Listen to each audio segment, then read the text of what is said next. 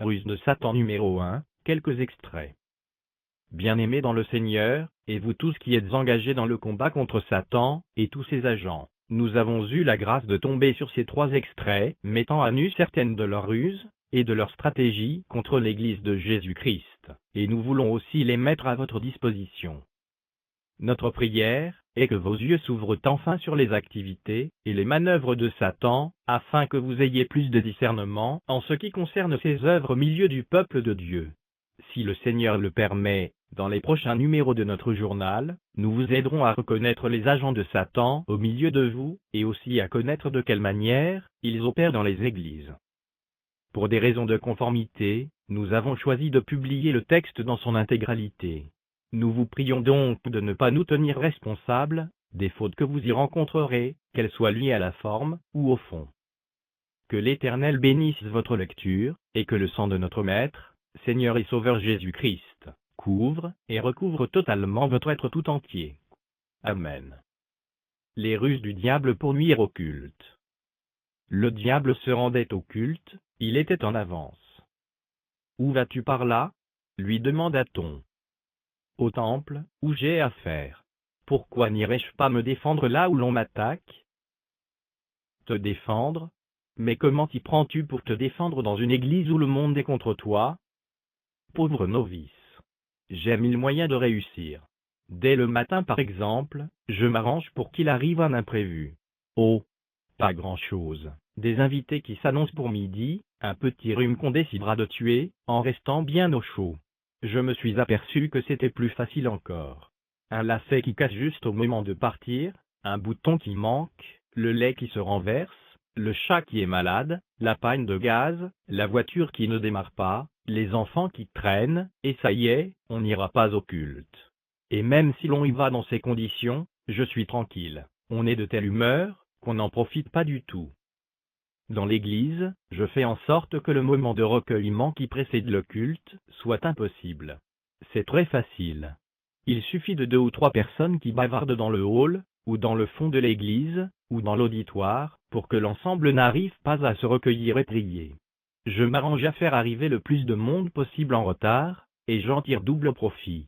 Ces gens-là ont manqué le début du culte, et ils ont dérangé les autres pendant les 15 premières minutes. C'est toujours ça de gagner. Il y a ceux qui me prennent au dépourvu, et qui entrent dans ce lieu pour la première fois. Comme je désire qu'ils ne reviennent pas, j'ai mis au point un dispositif de contre-attaque.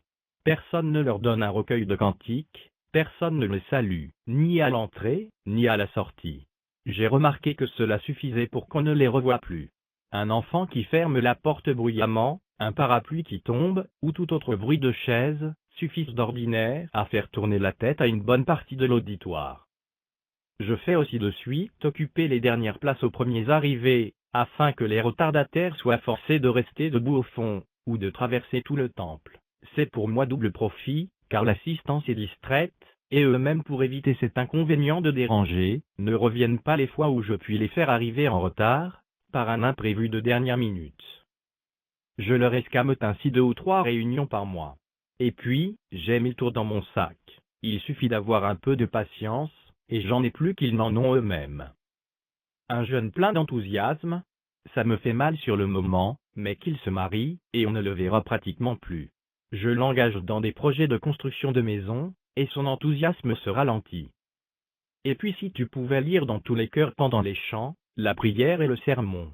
Un pense à son commerce, l'autre à sa promenade, l'autre à son repas de midi, un autre à sa maison. J'en ai des pensées à leur glisser dans l'esprit, et ils les accueillent facilement, au point que certains sont présents de corps, mais complètement ailleurs par la pensée. Puis, je n'en finirais pas s'il fallait tout dire. Je m'arrange pour que certains ne se pardonnent pas, ne s'entendent pas entre eux, et qu'ils s'assoient loin les uns des autres, en pensant à leur rancune. Belle dévotion. Ainsi, tu vois que j'ai raison d'aller au culte, et que j'y fais de brillantes affaires. Dans les lieux de plaisir, mes affaires se font toutes seules. J'ai moins besoin d'y concentrer mon attention. Mais au temple, c'est autre chose. Il faut que je m'y rende, et si possible avant eux tous. Ainsi raisonnait le diable, tout en cheminant. Convocation de Satan pour une convention mondiale. Dans son discours d'ouverture à ses anges déchus, il dit : Nous ne pouvons pas empêcher les chrétiens d'aller à l'église, nous ne pouvons pas empêcher les chrétiens de lire leur Bible et de connaître la vérité, nous ne pouvons même pas les empêcher de faire l'expérience d'une relation avec Jésus-Christ.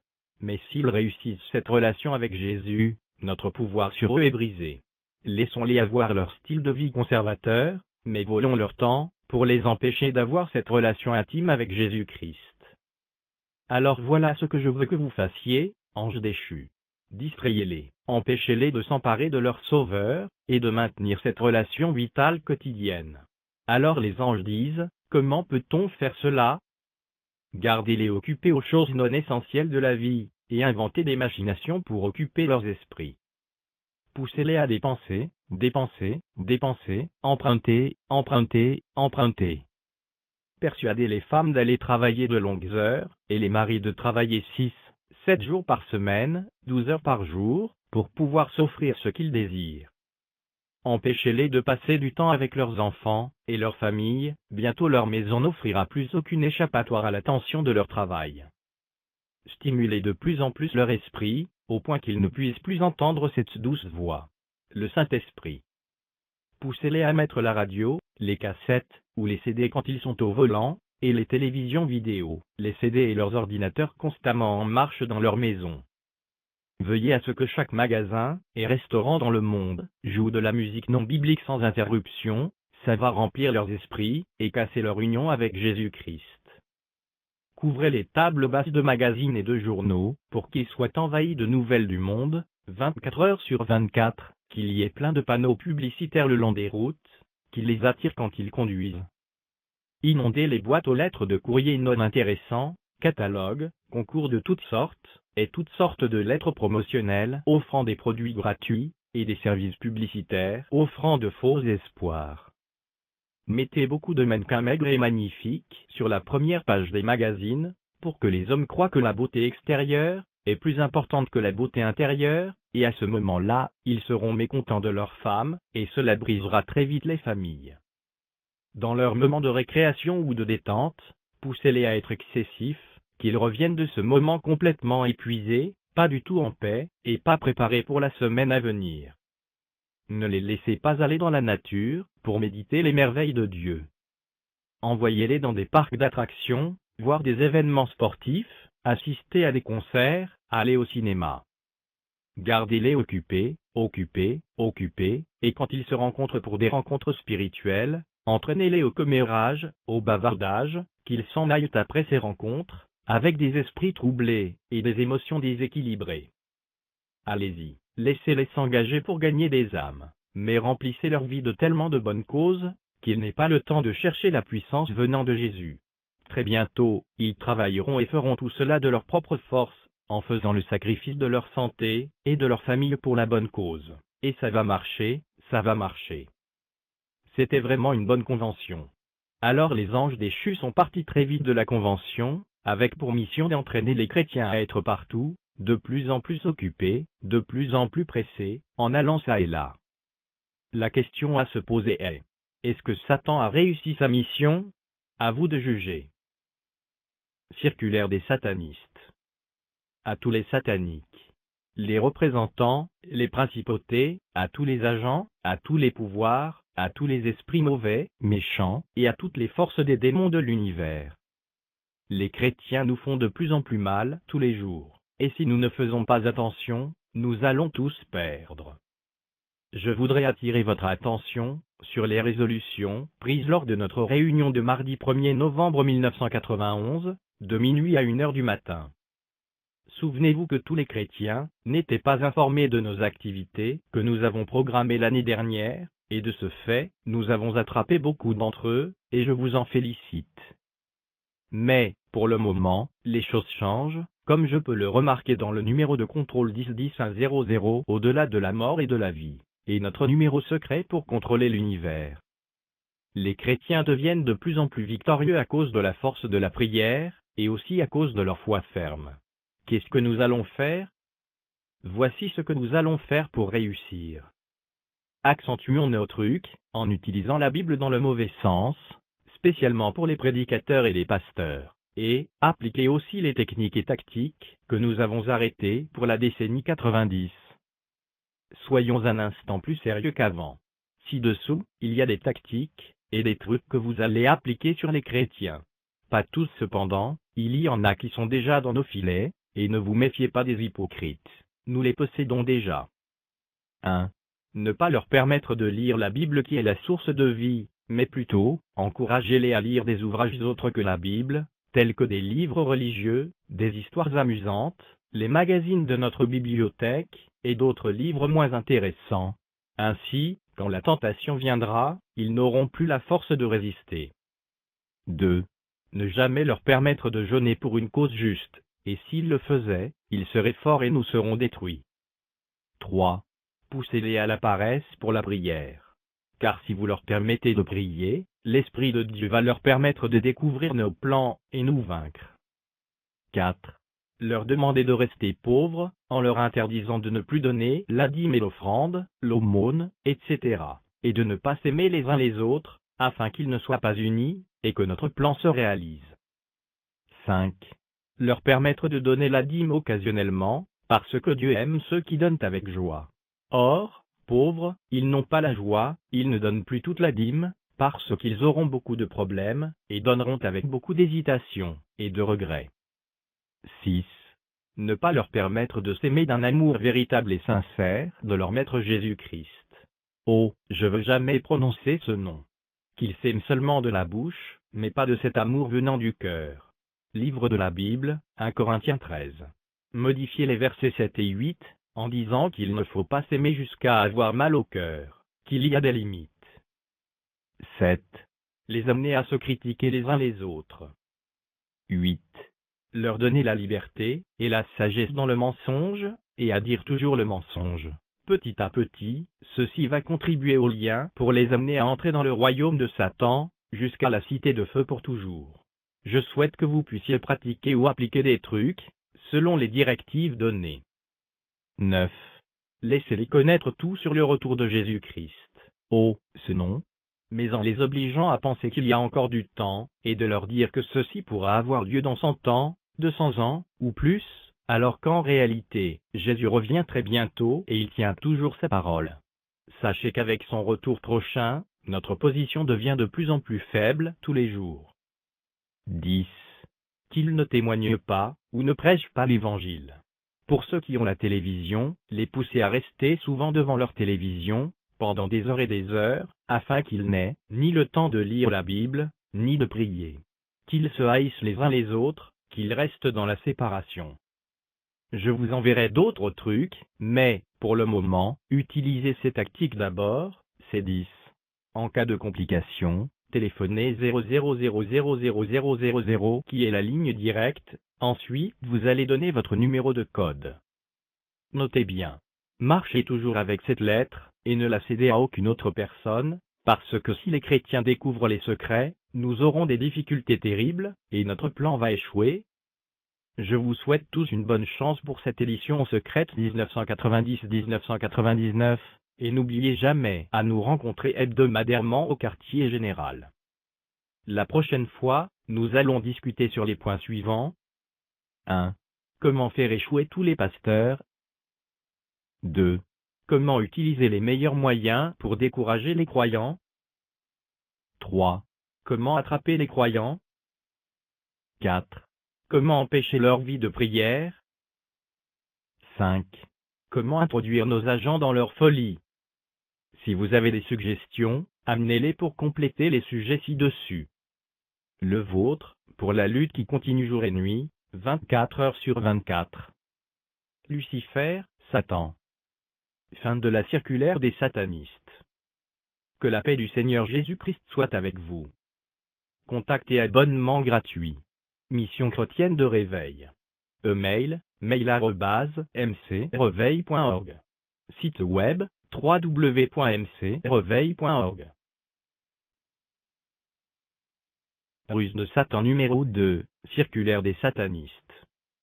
Bien-aimés dans le Seigneur, nous avons trouvé nécessaire de partager avec vous cette circulaire des satanistes, que nous avons obtenue lors d'un de nos passages en Afrique centrale. Pour des raisons de conformité, nous avons choisi de publier le texte dans son intégralité. Nous vous prions donc de ne pas nous tenir responsables des fautes que vous y rencontrerez, qu'elles soient liées à la forme ou au fond. Extrait du combat spirituel, Satan tremble. Venant du roi suprême. Du royaume des ténèbres et des mensonges, BP 00000001, Enfer. O. Directeur des affaires de la mort spirituelle, BP 00000002, Enfer. Mon cher, insensé. Des nouvelles très inquiétantes et inconfortables me sont parvenues concernant ce qui se passe dans la République du Cameroun et dans les autres pays du monde entier. On rapporte en effet qu'à cause de votre négligence et de votre pauvre appréciation des choses, mon ennemi juré, Jésus-Christ, est en train de gagner plusieurs personnes, de transformer leur vie, de leur donner un nouvel espoir et un sens de direction, et de les enrôler dans son armée. La situation est si alarmante que tout mon empire, y compris ma majesté royale, tremble en entendant ce qui s'est déjà passé, et qui pourrait encore se passer, à moins qu'on ne fasse immédiatement quelque chose pour empêcher cela. Les rapports montrent que mon ennemi, Jésus-Christ, a capturé certains des meilleurs hommes du Cameroun, et dans les autres pays, et ils lui sont si loyaux, qu'ils sont prêts à faire n'importe quoi pour lui. Ils l'aiment. Ils lui obéissent, et cela devient évident que nous avons perdu beaucoup de terrain. La perte à notre détriment est tragique au-delà de toute description. Certaines personnes sur qui nous avions une fois compté comme étant des nôtres de façon permanente, ont été récupérées par notre ennemi, Jésus-Christ. Les choses ne peuvent pas continuer ainsi, sinon nous aurons un dégât permanent avant que notre temps n'expire. Mon conseil militaire suprême s'est réuni sous mon propre patronage, et a soigneusement débattu des problèmes de façon élaborée. Nous recommandons des mesures suivantes pour une action immédiate, afin de régler la situation immédiatement, et une fois pour toutes. Si tu agis rapidement et sagement, nous pourrons encore espérer.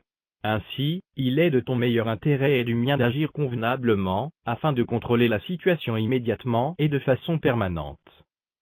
1. Pousse les chefs de toutes les religions et toutes les dénominations à penser que leurs positions sont si menacées par le message de la repentance envers Dieu, et l'engagement total au Seigneur Jésus, qu'ils vont s'opposer avec amertume à ce message, et feront tout ce qui est possible pour l'arrêter.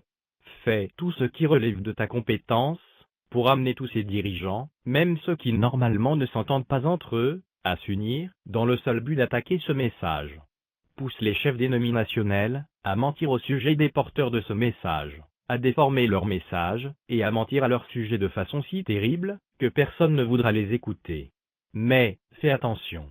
Ne permets pas que ces chefs religieux chassent complètement des différents systèmes les disciples de mon ennemi, car s'ils sont complètement rejetés, ils établiront des assemblées vivantes, suivant le modèle décrit dans le livre de poche de mon ennemi, la Bible. Si cela arrive, notre cause sera grandement freinée. Tu as une fois commis une telle erreur auparavant, et jusqu'à présent, nous subissons encore les conséquences de ta conduite insensée. Maintenant, il te faudrait permettre que ces chefs religieux amers puissent tolérer le message, et ses messagers, et les garder dans leur système. Pendant qu'ils sont dans de tels systèmes où j'ai plusieurs dirigeants capables, nous allons tuer le message, détruire la vision, et mettre la situation sous un strict contrôle. 2. Ton procédé le plus efficace sera d'amener chaque système religieux à établir une contrefaçon de ce que ces disciples de mon ennemi, Jésus-Christ, sont en train de faire. Comme les systèmes parlent aussi d'évangélisation, pourvu que cette évangélisation n'amène pas les gens à Jésus-Christ, mais qu'elle les conduise dans un système religieux, ou dans une sorte de club. Encourage aussi mes systèmes à organiser des réunions de prière, des études bibliques, etc. Mais rassure-toi qu'ils entreprennent de telles activités, sans qu'il y ait une véritable repentance, et un vrai engagement vis-à-vis de notre ennemi, Jésus-Christ. De telles prières n'iront pas à Dieu, mais viendront à moi, car tout ce qui est péché prend origine en moi, et se termine en moi, et je saurai comment répondre à ces prières. Le but prédominant derrière l'imitation de ces réunions est d'amener quiconque est dans mes systèmes, et qui désire les prières, l'étude biblique, l'évangélisation de mon ennemi, à croire et à dire, nous avons aussi ces choses. Il n'y a aucune différence entre eux et nous. Ayant cela en pensée, ils ne pourront jamais faire face, ni réagir à la vérité de mon ennemi, et ainsi, ils seront à nous pour toujours. 3. Amène tout le monde à dire que ce message de la repentance envers Dieu et de la foi au Seigneur Jésus n'est que le produit d'une nouvelle secte. J'ai fait cela avant avec succès lorsque j'avais eu affaire à ce fanatique Paul. Acte 24, 2-8. Cette méthode avait eu du succès au 1er siècle. Elle aura encore du succès aujourd'hui. Comme tu le sais bien, nous reconnaissons avec regret la profondeur de l'engagement des disciples de notre ennemi. Cela fait beaucoup de peine de savoir qu'ils sont en train de sacrifier beaucoup de leur argent pour répandre le message de mon ennemi dans ce pays et les pays voisins. Ils sont si motivés et si pleins d'amour pour mon ennemi, Jésus-Christ, que leurs dons vont certainement augmenter dans l'avenir.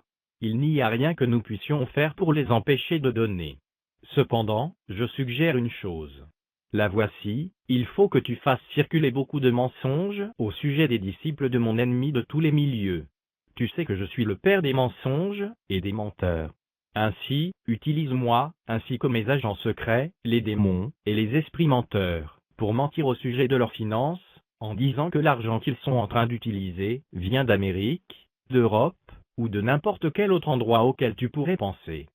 Fais-leur du chantage au sujet de leur travail, de leur vie, et de chacune de leurs actions. Fais d'eux un tableau aussi noir que possible. Pousse certains de mes hommes à écrire de faux rapports contre eux, etc. Avec tout cela, tu pourras obtenir certains résultats temporaires, ce qui nous fera gagner plus de temps pour réfléchir et planifier. 4. Tu sais très bien qu'il y a certaines dénominations qui croient aux mêmes vérités bibliques que ces fanatiques de Jésus. Cependant, à cause de notre travail fidèle dans le passé, nous avons tué le zèle de ces dénominations, détruit leur identité et injecté en eux un esprit de compromission, de manière qu'elles désirent être acceptées par tous.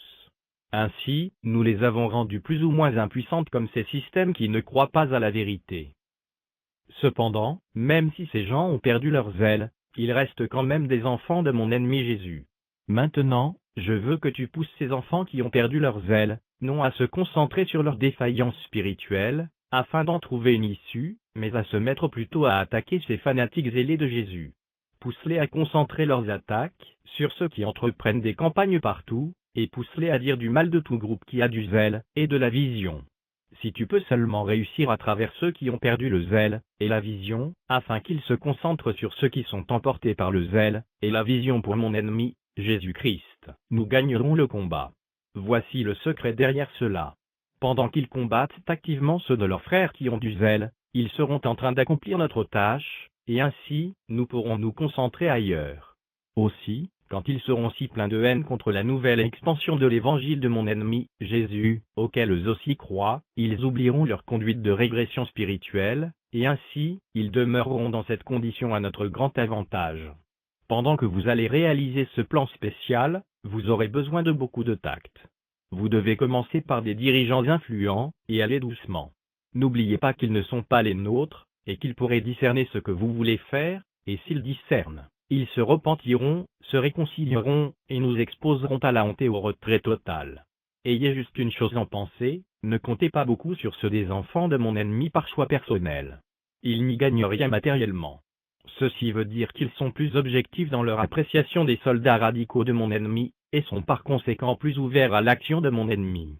Tu réussiras plus avec ce qu'on appelle les serviteurs à plein temps, parce qu'ils ne voient pas seulement les intérêts de mon ennemi, mais certains sont profondément préoccupés par le fait que les systèmes religieux puissent continuer à fonctionner, afin que leurs emplois et leurs positions soient en sécurité. Ainsi, utilise-les. Mais comme j'ai dit, dans tout ceci, tu es sur un terrain dangereux parce que l'esprit de mon ennemi est en eux. 5. Vous avez appris à propos de cette terrible chose appelée intercession dans le jeûne. La seule pensée de cela me fait mal au cœur. Tu n'aurais jamais dû permettre qu'on commence une telle chose. Maintenant, ces gens jeûnent et prient en nombre croissant, et s'ils priaient seulement pour des choses spirituelles, ce ne serait pas si mauvais. Mais ils sont en train de prier pour tous les aspects, leurs dirigeants politiques, leur gouvernement, leur économie nationale, leur agriculture, leur santé, leurs routes, leurs projets de développement, leur système d'éducation, leur sûreté nationale, etc. En plus du réveil et de tous les intérêts de Jésus. Le résultat de cette prière faite depuis plus de 7 ans est qu'il y a une plus grande harmonie dans la vie politique du pays, à une époque où plusieurs pays tombent en pièces, et leur économie nationale est en croissance rapide, Et évidemment, il y a une paix provenant de mon ennemi, Jésus, le prince de la paix. Tout ceci est mon détriment. Je veux la guerre, car je suis le prince de la guerre, et la guerre contribue à l'accomplissement de mes plans. Je veux la pauvreté, car je peux l'utiliser pour notre avantage. Je veux l'instabilité, car je peux aussi l'utiliser pour détruire le royaume de Jésus, et pour bâtir le mien. Je vous ordonne de faire la guerre contre cette intercession dans le jeûne pour le Cameroun. Faites ce qui suit. Faites que ces vaillants soldats de mon ennemi Jésus-Christ aient spécialement faim et soient spécialement faibles les mercredis, de manière que plusieurs d'entre eux cherchent des raisons pour ne pas jeûner chaque semaine. Faites que ceux qui persistent dans le jeûne et la prière dorment aux réunions de prière. Veuillez à ce que cela ne se répande pas dans plusieurs villes. Fait que les dirigeants religieux qui voient le besoin et la puissance de ce ministère ne s'y joignent pas, à cause du fait qu'ils sont jaloux de celui que mon ennemi Jésus-Christ a utilisé pour initier cela. Tout le domaine de la prière doit être attaqué d'une manière totale. Ne peux-tu pas faire arrêter les nuits de prière? Si tu ne le peux pas, réduis considérablement le nombre de ceux qui y vont, et sois présent à chaque nuit de prière, ayant avec toi une pleine dose de sommeil, de fatigue, de manque de prière, de douleur, de manque de concentration, etc. Et injecte toutes ces choses en eux, afin de les rendre moins efficaces. C'est là une tâche des plus importantes, si nous voulons réussir au Cameroun, et ailleurs, car ne voyez-vous pas les conséquences lointaines de leur prière? Ils prient pour le Tchad, le Nigeria, l'Amérique, la Corée, la Chine, le Japon, la Russie, la France, l'Angleterre, etc. Et avec chaque prière, notre ennemi l'emporte sur nous. 6. Tu dois aussi faire les choses suivantes sur ces fanatiques de mon ennemi. Tout d'abord, décourage-les dans toutes les directions. Attaque leurs affaires, leurs études, leurs emplois, leurs familles, leur corps, etc. Envoie des millions de démons à leur trousse. Ne les laisse pas savoir que j'ai été conquis, et qu'avec l'autorité de Jésus-Christ, ils peuvent me pousser moi, le roi de l'enfer, et toi mon fidèle serviteur, ainsi que toute notre armée bien entraînée, et bien formée au désespoir. Tu dois leur cacher ce fait. Donne-leur une fausse impression de ma grandeur, et présente-leur un tableau d'un Jésus en échec. Fais-leur croire qu'ils sont dans la défaite, et non comme des rois régnant avec Jésus, et combattant à partir de la victoire. Fais que plusieurs d'entre eux rétrogradent et démissionnent. Tu avais réussi dans cette direction dans le passé, et cela nous a permis de récupérer dans notre camp et dans notre service plusieurs personnes que nous avons une fois considérées comme perdues, cependant continues. Sois impitoyable.